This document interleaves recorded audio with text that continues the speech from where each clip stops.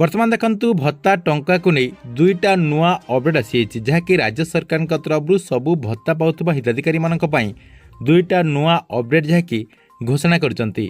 तेबे देखंतु आपण माने जदि भत्ता टंका पाउचंती एवं आगकू मध्य पाइबा पई अपेक्षा कर रहिचंती ताहाले आपण माने एई भिडियोटी को शेष पर्यंत देखंतु काहेकिना आपणक पई एई जो दुईटा अपडेट होईची एई दुईटा अपडेटटी बहुत गुरुत्वपूर्ण।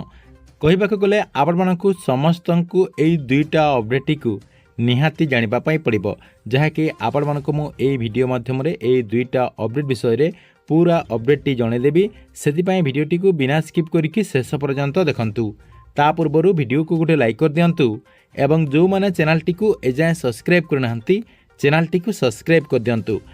प्रथम अपडेट टी कोन रहिछि देखंतु जो माने भत्ता टंका पाउचंती सेमाने जहाँकि एई मासरू घरे भत्ता टंका पाई परिबे अर्थात आपणको घर को आसिकी अधिकारी माने आपण मानकू भत्ता टंका प्रदान करिवे।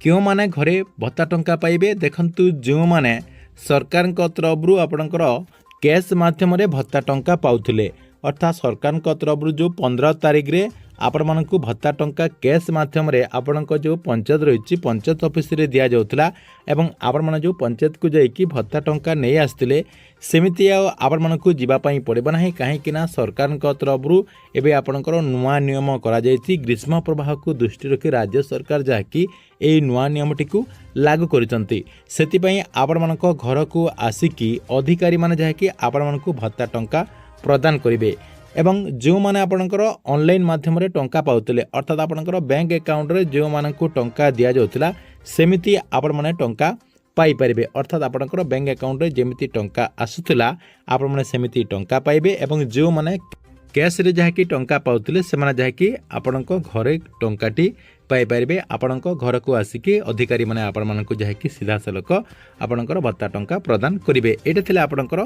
Fast update.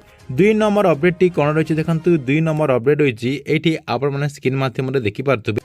एठी देखंतु सरकार तरफ गोटे नुआ अपडेट जहाँकि घोषणा करा जायछि पूर्वरु मध्य आमर एई चैनल माध्यम रे आपणको मु जणे सारिछि तथापि आउ थरे देखंतु एई वीडियो माध्यम रे जणे दउछि। एठी देखंतु एमिति गोटे आपणकर जो नोटिस रहिछि से नोटिस टी सरकार तरफ जारी करा जायछि। सरकार जो एसएसपीटी डिपार्टमेंट रहिछि से एसएसपीटी डिपार्टमेंट रे एई नोटिस टी आपणकर दिया जायछि। देखंतु कोन लिखा हैछि एई नोटिस रे एत द्वारा जातीय सामाजिक सहायता कार्यक्रम एनएसएपे योजना अधीन रे मासिक भत्ता पाउथबा हिताधिकारी मानकर अवगति निमंते जणे दिया जाउछि जे केंद्र सरकार चलित आर्थिक वर्ष एप्रिल मासरू डीबीटी प्रक्रिया रे संशोधन करुचंती। एणु जातीय सामाजिक सहायता कार्यक्रम अधीन रे एप्रिल मासरे मासिक भत्ता प्रदान करा जिवो नाही। अप्रैल मासरे भत्ता राशि को बकेया आकार रे मई मासरे जहाँकि सेमानकर मासिक भत्ता राशि एककालीन प्रदान करा जिवो। मधुबाबू पेंशन योजना अधीन रे जो माने मासिक भत्ता पाउचंती सेहीपरि उभय एप्रिल मासरे टंका पाइबे एवं आपणकर मई मासरे टंका पाइबे। देखंतु एथिरे आपणकर लेखा हैछि जे सरकार तरफरु एई एप्रिल मासरे डीबीटी प्रक्रियाटी को संशोधन करा जिवो।